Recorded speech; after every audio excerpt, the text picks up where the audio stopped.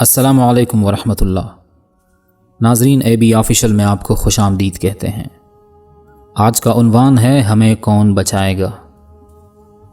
ایک بار ترکی کے سلطان سلیمان القانونی کو بتایا گیا کہ درختوں کی جڑوں میں چیونٹیاں بہت زیادہ ہو گئی ہیں، تو سلطان نے ماہرین کو بلایا اور پوچھا کہ اس کا کیا حل ہے۔ ماہرین نے بتایا کہ فلاں تیل اگر درختوں کی جڑوں پر چھڑک دیا جائے تو چیونٹیاں ختم ہو جائیں گی، مگر سلطان کی عادت تھی کہ کوئی بھی کام کرنے سے پہلے اس کے بارے میں شرعی حکم معلوم کرتے تھے۔ اس کے لیے خود چل کر ریاستی مفتی، جن کو شیخ الاسلام کہا جاتا تھا، کے گھر گئے، مگر شیخ گھر پر نہیں تھے، اس لیے اس کے لیے ایک پیغام لکھ کر چھوڑ دیا۔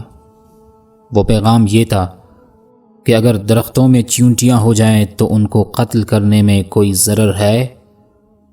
جب شیخ آیا اور پیغام دیکھا تو جواب میں یہ لکھا، اگر انصاف کا ترازو قائم ہو تو چیونٹیاں صرف اپنا حق لیتی ہیں۔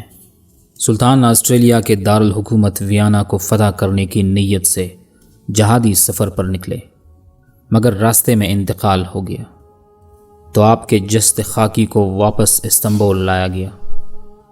آپ کی تجہیز و تکفین کو دوران آپ کا وصیت نامہ ملا، جس میں لکھا تھا کہ میرا صندوق بھی میرے ساتھ دفن کرو۔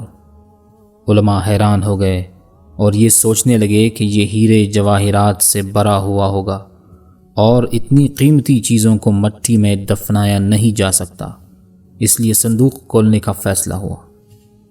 صندوق کھول دیا گیا تو یہ دیکھ کر لوگ حیران ہو گئے کہ اس میں وہ تمام فتوے موجود تھے جو علماء سے لینے کے بعد سلطان نے اقدامات کیے تھے، اور ساتھ دفنانے کا مقصد یہ تھا کہ اللہ کو ثبوت پیش کروں کہ میں نے کوئی بھی حکومتی فیصلہ اسلام کے خلاف نہیں کیا، بلکہ علماء سے باقاعدہ فتویٰ لے کر کیا۔ یہ دیکھ کر شیخ الاسلام ابو سعود، جو کہ ریاستی مفتی تھے، رونے لگے اور کہا، سلطان، تم نے تو اپنے آپ کو بچا لیا، ہمیں کون بچائے گا۔